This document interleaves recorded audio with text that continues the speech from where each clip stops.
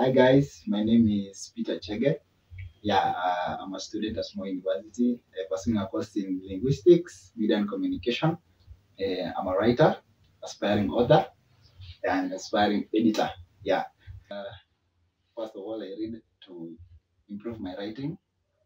You can't give what you don't have. So I think reading nourishes writing, and also read to improve my communication skills.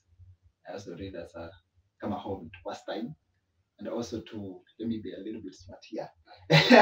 Also read to get an in-depth look at the human condition, because sometimes when you read a book, you come across an experience that you relate to, and you realize that actually these experiences are universal. That what you're going through is it's not unique, and if that person or that character can come out the other side, you can also do it. Yeah, and also reading about other people's problems is kind of comforting.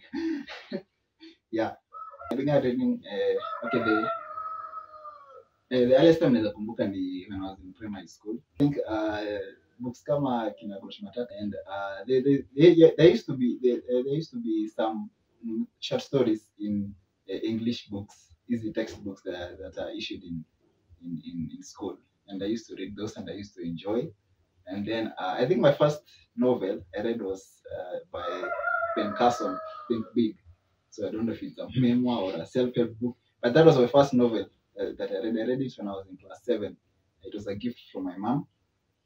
When I progressed to high school, now my high school was, sorry to say, okay, it was, they didn't encourage reading as, okay, they didn't encourage reading literature. Okay, so when the teachers would find you with a novel, they would harass you. So in high school, I only managed to read 2 books. One ilikuwa Things Fall Apart. Yeah, Things Fall Apart by Chege. That one I read when I was in Form 4 during that term. And I read another book in Form 2. It was about wolves and vampires. But it was the only book that I could get my hands on, so I read that one in Form 2. But when I came to campus, I met Wesley and our other friend called Kimaru Kokota, and they introduced me to now serious reading. I remember Wesley bought for me my first book on campus. Ilikuwa by Dan Brown, Deception Point. That was my first. That was the first book I bought in campus. And then over time, we grow. I've seen that some of the books I used to read, Kitambo, they were like, I cringe a lot when I remember. Yeah, and I plan to continue reading the day I kick the bucket. Yeah. So, okay, funny enough, I didn't pick my course. It was, it was okay when we were choosing for COOPs. Okay, when we were selecting courses in COOPs, I saw that I can do it. It has something to do with English. I love English. I saw media, so I put it there. And after the selection, all the other courses, it was this one. So I said, okay, let me just go and do it.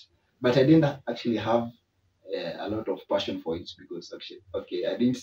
It wasn't my first choice, so I didn't have that passion for it as much. But when I came, during the orientation, we were introduced to okay, the lecturers told us about the course, about the career paths and all that, and I actually saw that this is something that I can do. This is something that I can enjoy doing. And then I met Wesley and Kota, yeah, our friend, and they reinforced that conviction that this is actually something that is good, that I can make something out of myself through this course. Yeah. Okay, I began writing in serious writing. I began nilianza in campus. Yeah, after okay, I've mentioned Kimaru a lot of times. So there's a time I wrote a post on WhatsApp, and then he asked me, "Do you usually write? Or do you have a website or a blog or something?" And I said, "No, I've never actually thought about it like that." And he said, "Okay, you should begin writing, because I see that you have there's something." Yeah, yeah. So I began writing. My first piece was an article concerning the school. and it got published in the school press club. It was that I. That was my first article. That was the first article I wrote, and yeah, it got some good remarks, and so I continued writing. I started my blog, yeah, on Medium, yeah, but now I have another blog on in WordPress, yeah, in the wakamiti.com. I mostly I write about my experiences, but I also rant a little bit about other things, about school, about politics, and all that. But majorly, I just write about my experiences. Yeah, I use that platform as a medium to express myself. Yeah. First, uh, in terms of publishing, I've been published in online literary magazines like the Kalahari Review. That was my first publication. Yeah, and I want to continue being published. I'm actually doing a project that, okay, we'll see that through. Mm, and I'm not actually actively looking for publishers as of now. When I get an idea, the first thing I do is I write the idea on my phone, kwa notes. This one's crazy. Have notes. I write the idea, just an outline of what I want it to look like. Then when I get somewhere comfortable like home, I can expand on the ideas so that I can formulate the body of the story. Okay, titles they kidogo wasn't nipiga chenga, but yeah, that's what I do. That's my process. Or sometimes I can just get an idea and I start typing on my phone, and that's how I do it. It usually depends on the situation. I've seen what reading and other people's works have done for me, and I would also like to do the same to other people through my work. And literature is powerful. It can change lives. It can alter behavior. Yeah, so if I can be able to do that and change someone's life through work, then I think my my my purpose will be accomplished. Yeah. Okay, so currently I'm reading This Boy's Life by Tobias Wolff or Tobias Tobias Wolff. Yeah, he's an author. The book is a memoir, and it encompasses his life as a child, the scandals he goes through, the mischievous. You know how children are mischievous and all that. So I think it's unique because most memoirs and autobiographies, they talk about okay, they don't usually talk a lot about when they were children. It's usually just childhood, and then we transition to adolescent, and then maybe there because life is a bit interesting, they talk about it, and then adulthood. But this memoir particularly, he talks about his childhood. Okay, okay, I've not finished reading it. I'm almost halfway through, but I can tell that it's a really good book, and I really like how he writes. He expresses his thoughts very fluidly, and his English is to the point. Okay, there is no word wasted. Like you feel like every word he writes serves a purpose. Yeah. Okay, the book was recommended by my good friend Kimaru. Yeah. Most of the books I read, they are not actually my books. I take a book from Wesley's shelf. I take a book from another friend's shelf. My books that I don't know. I think it's weird that I don't read my own books. Yeah. It's a book. As I said, I'm exploring creative nonfiction. Yeah. So memoirs, they're part of that. So I'm actually reading them. Yeah. And my previous book was actually a recommendation by Wesley. It was an autobiography. It's a really, really splendid book. Yeah, When Breath Becomes Air by Paul Kalanithi. Yeah. Yeah, and it's a book I'd pick from a shelf if I was to buy it myself. And actually, I want to have my own copy someday. Yeah. The genres I find interesting, mostly fiction. I've read a lot of fiction, but now I'm exploring creative nonfiction. Essays. There's this book called Kingdom of Olives and Ash. It's by Michael Chabon and his wife. I've forgotten the name of the wife, but it's a book that was talking about Palestine and Israel. And I read it before this whole thing about Palestine and Israel came into light and exploded in social media.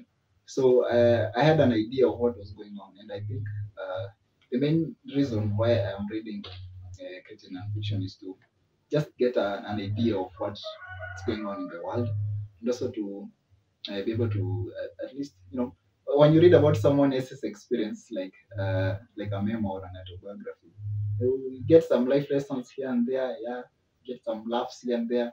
Yeah, I think it's a really good genre for those who have not started reading them. And they are almost the thing about them is that they are creative. So like it's not boring. It's interesting. Yeah. The books that I found interesting over the years, one of them I can say actually, I don't do favorites, but this book it really, I really loved the idea and how the author structured the story around music instruments.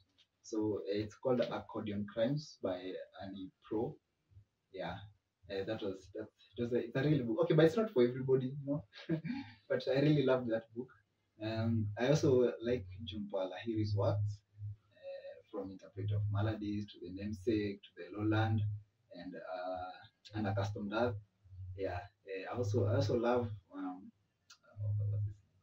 the author of A Thousand Splendid Suns, Hussein Khalid Husseini. Yeah, he also wrote The Kite Runner. Those are really really amazing books that they will leave you. Whew, wow, Jesus. Yeah. I also when you come closer to home, I read a memo by Binyabanga Wainaina, One Day I Wrote About This Place. I think it's a really, really beautiful book, and it's so sad that he passed away. Yeah, but that book is magnificent. It's awesome. Also, Paul Kalanides' autobiography. Wesley is looking at me weird. Yeah, I really loved that book. I loved the philosophy, the wisdom. Yeah. I also like classics. Uh, Classics. Okay, I haven't started reading a lot of them, but I want to start reading Fyodor Dostoevsky. Yeah, Crime and Punishment. I have Brothers Karamazov, but I haven't started reading it. It's on my bucket list. Yeah. I also want to read books by Tonti Kat. She's an author. She's a Haitian author. It's actually my next read. Yeah, a book by her. Title important. Yeah, but I'll share the picture of some of my reading habits. Okay, in terms of allocating time, okay, I like reading in the evening most of the times. But if I'm free during the day, definitely you'll find me reading. Yeah. Sometimes when last semester I was really busy, so what I did was I divided my book into portions, and I said, okay, every day I have to read this portion. Every day I have to read this portion. And the interesting thing that you find is that when you finish that portion, the book gets more interesting. So you just continue reading. Yeah. My other habit is taking down notes. I don't write on a book. I write on my phone. So I take down notes about the books I've read, quotes that I find helpful, that I find smart, that I can flex with, book on your gram and WhatsApp status. Yeah, and being part of a reading community is really helpful because they help you to continue with the habits. Yeah, so through recommendations, through gifts. Actually, my friends Wesley and Kimaru, most of the gifts they give me, birthday gifts, they are books.